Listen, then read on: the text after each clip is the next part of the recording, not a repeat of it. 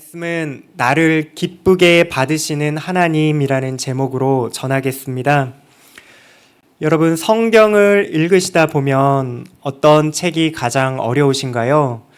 여러 가지 책들이 있겠지만 아마도 레위기도 어려운 책 중에 빠지지 않을 것 같습니다. 창세기와 출애굽기 그나마 잘 넘어갑니다. 그러다가 레위기에 이르면 장애물에 걸린 듯이 마치 무언가 우리를 가로막고 있는 듯이 진도가 잘 나가지 않는 게 사실입니다. 하지만 놀랍게도 유대인들의 그 자녀들이 말을 할 쯤 되면은 제일 먼저 가르치는 성경이 바로 레위기라고 합니다. 그만큼 레위기 말씀이 하나님의 백성이라면 가장 먼저 배우고 익혀야 할 만큼 중요한 메시지, 중요한 자리를 차지하고 있다라는 것을 도출해 볼 수 있습니다. 오늘 우리가 읽은 말씀은 레위기 전체 내용 중에서도 서론에 해당하는 부분입니다. 이 레위기는 여호와께서 회막에서 모세를 부르셨다라고 시작을 하고 있습니다. 흥미로운 점은 이 레위기라는 책 이름은 비교적 후대에 붙인 이름이라는 사실입니다. 원래 히브리어 성경에는 그가 부르셨다라는 첫 번째 단어를 가지고 책 이름을 붙였다는 것을 알 수 있습니다. 이것이 무엇을 말하고 있을까요? 레위기의 모든 말씀은 바로 하나님의 부르심으로부터 비롯되고 있음을 알 수 있습니다. 하나님이 모세와 이스라엘 백성들을 이렇게 부르신 이유는 무엇일까요? 부르셔서 하나님은 그분의 백성들과 무엇을 하고 싶으신 것일까요?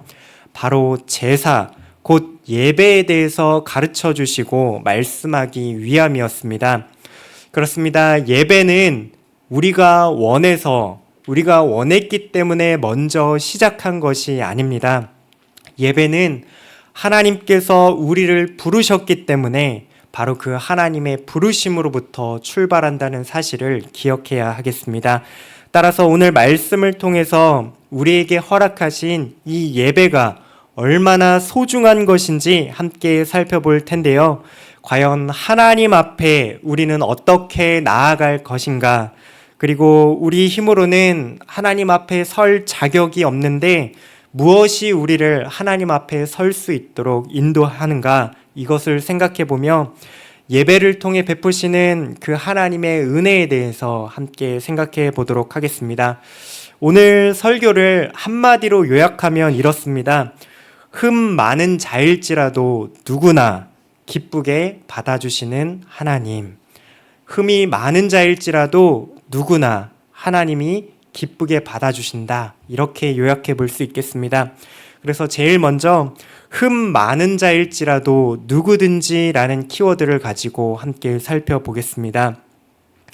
우선 레위기 1장에서 하나님이 부르신 사람들은 어떤 사람들일까요? 2절에는 이렇게 기록되어 있습니다. 이스라엘 자손에게 말하여 이르다 너희 중에 누구든지 여호와께 예물을 드리려거든 가축 중에서 소나 양으로 예물을 드릴지니라.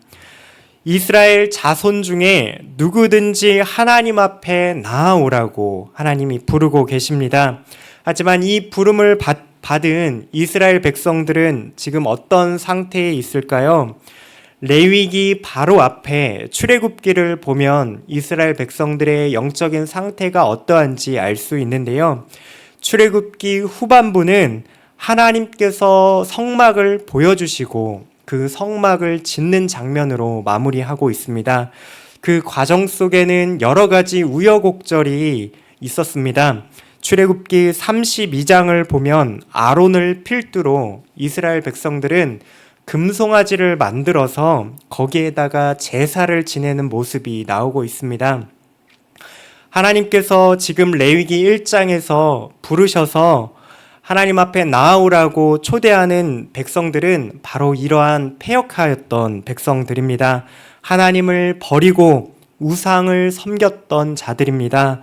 애굽에서 하나님이 건져주시고 홍해를 갈라서 마른 땅을 건너게 하신 그 하나님과 하나님의 구원을 단번에 잊어버린 백성들입니다. 하나님을 거부한 이 흠 많은 자들, 이런 실패한 자들을 하나님이 지금 부르고 계십니다.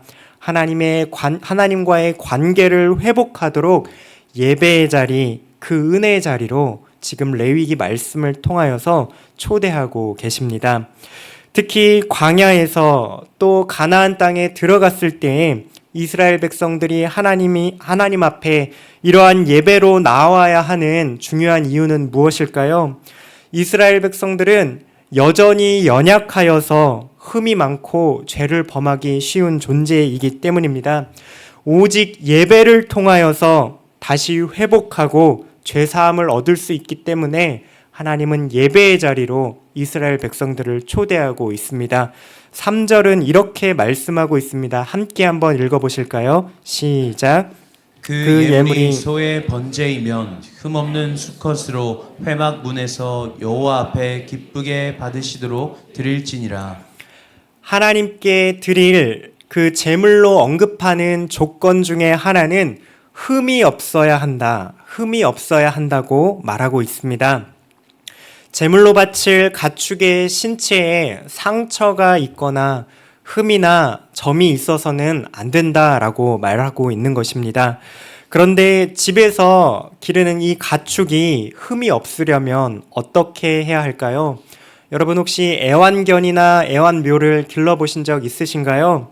가축을 흠없이 기르는 일이 굉장히 쉬운 일이 아닙니다. 가축이 한 우리에 모여서 한 울타리 안에 모여서 살다 보면 서로 치고받고 여러 곳에 긁히고 다치기 마련입니다. 곤충과 벌레도 얼마나 쉽게 가축들을 무는지 모르겠습니다. 그런 점에서 흠없는 제물을 하나님 앞에 드리고자 한다면 예배자는 이 가축이 태어날 때부터 따로 떼어서 하나님 앞에 바치기 위해서 구별해야만 했을 것입니다. 제물을 가지고 성막 앞에 나아가든지 아니면 혹 예루살렘 성전을 향하여서 올라갈 때에도 특별하게 살피고 관리하고 주의를 기울여야 흠없는 상태로 하나님 앞에 바칠 수 있었습니다. 이러한 과정을 통해서 예배자는 한 가지 중요한 사실을 깨닫게 됩니다. 바로 제물이 이렇게 쉽게 흠이 생기는 것처럼 예배자 자신 또한 흠이 너무나도 많고 하나님 앞에 나아가기에는 너무나도 부족한 존재라는 사실을 이 제물을 보면서 깨닫게 됩니다. 이것은 우리의 모습과도 별반 다르지 않습니다. 우리 역시도 기회가 생길 때마다 하나님으로부터 멀어지려고 하는 습성이 있습니다. 우리가 원하는 길로 하나님께서 원하시는 그 길 대신에 우리의 육신이 원하는 길로 걸어가고자 얼마나 원하는지 모르겠습니다. 저도 집에 가면은 제가 하고 싶은 대로 하다가 잘 안 되면 불평을 늘어놓게 됩니다. 그러다가 아내에게 크게 혼나곤 하는데요. 이사야서에서는 이러한 우리의 모습을 보고 우리가 다 양 같아서 그릇 행하여서 각기 제 길로 간다라고 말을 하고 있습니다. 이것이 바로 우리의 본성이며 우리는 본질상 죄인입니다. 더 비참한 것은 우리 안에는 우리 자신의 이 죄를 해결할 수 있는 그 어떠한 능력이 없고 죄를 씻어낼 수 있을 만한 죄를 가릴 만큼 선한 것 하나 없다는 사실입니다. 바로 이러한 처지에 있는 우리를 향해서 오늘도 하나님은 레위기 말씀을 통해서 우리에게 먼저 찾아오시고 우리를 불러주시고 하나님 앞에 어떻게 하면 나아갈 수 있는지 그 길을 보여주고 계십니다. 레위기 1장에서는 제일 먼저 번제에 대해서 가르쳐주고 있습니다. 번제라는 이 이름은 올라간다라는 이 동사에서 파생되었는데요. 제물을 남김없이 제단에서 다 태워서 연기가 되어 하나님 앞에 올라간다는 의미에서 번제라고 이름을 붙였습니다. 다른 제사에서도 동일하지만 번제에 있어서 우리가 한 가지 주목해 보아야 할 점은 비록 예배자가 흠이 많을지라도 누구든지 누구든지 하나님 앞에 예배하러 나아올 수 있다는 사실입니다. 번제는 예배자의 재정 형편에 따라서 소나 양이나 염소, 산비둘기 혹은 집비둘기를 바칠 수 있었습니다. 이것이 무엇을 의미할까요? 누구든지 하나님 앞에서 어떠한 재물이든지 가지고 나와서 하나님 앞에 나아갈 수 있다는 것을 가르쳐 주십니다. 하나님은 우리의 외부의 조건을 따라서 우리를 가려받으시는 분이 아니십니다. 하나님께 예배하는 예배자는 재산이라든지 신분, 사회적 지위와 같은 어떤 외모와 같은 그런 조건에 따라서 제한을 받지 않습니다. 그 당시 이방 종교와는 크게 달랐습니다. 우상을 섬기는 제사는 특권층에만 허용되는 아주 특별한 권한에 해당하였습니다. 특히나 부유한 자들에게 더욱더 유리했는데요. 왜냐하면 더 비싸고 값나가고 양 많은 재물이 신들이 받기에 더욱더 효력이 크다고 믿는 것이 바로 이방 종교의 교리였기 때문입니다. 그렇기 때문에 그러한 재물을 바칠 수 있는 부유한 귀족층들만이 제사에 참여할 수 있었습니다. 하지만 하나님은 이러한 헛된 우상들과는 다른 분이시죠. 1장에 나오는 각각의 재물에 대한 이 언급 끝에는 공통적으로 나오는 표현이 있습니다. 9절과 13절과 17절인데요. 번제를 드릴지니 이는 화제라 여호와께 향기로운 냄새니라 라고 공통적인 어구가 나오고 있습니다. 소를 바칠 때도 양도 염소도 비둘기도 똑같이 하나님 앞에는 향기로운 냄새, 향기로운 제물이라는 소리입니다. 하나님은 이 모든 것을 똑같은 가치로 받아주고 계십니다. 다시 말해서 하나님은 예배자가 어떠한 제물을 바치든지 상관없이 모든 예배를, 모든 제사를 기쁘게 받아주시는 분이라고 말씀하고 있습니다. 우리를 예배의 자리로 부르시는 하나님은 제물 그 자체보다 제물을 바치는 사람, 하나님께 나아오는 예배자에게 더 큰 관심을 갖고 계십니다. 요컨대 레위기 1장에서 말씀하고 있는 우리에게 가르쳐주는 첫 번째 메시지는 우리가 비록 흠이 많을지라도 누구든지 하나님 앞에 마음껏 나아올 수 있다라고 가르쳐주고 있습니다. 그렇다면 이렇게 흠 많은 우리가 하나님 앞에 예배하러 나아갈 때 하나님은 우리를 어떻게 맞아주실까요?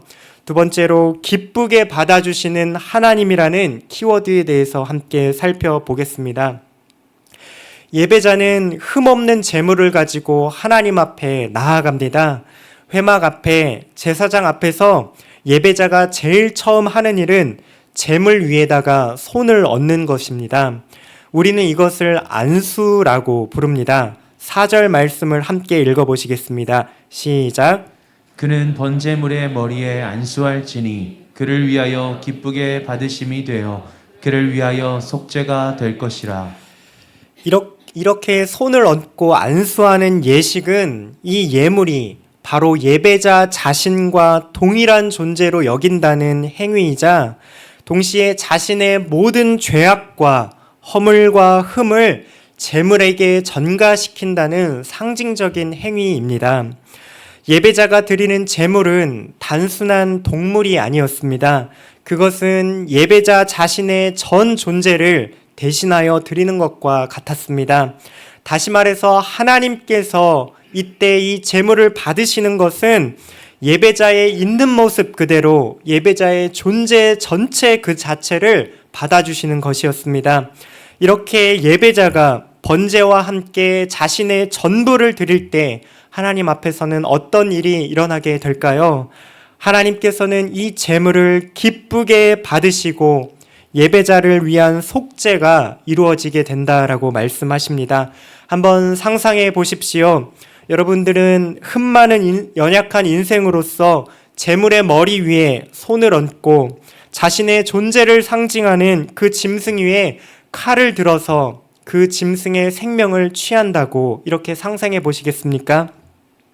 예배자는 자신이 죽어야 할 그 자리에 흠없는 제물이 대신 죽는 것을 자신의 눈으로 확인하게 됩니다.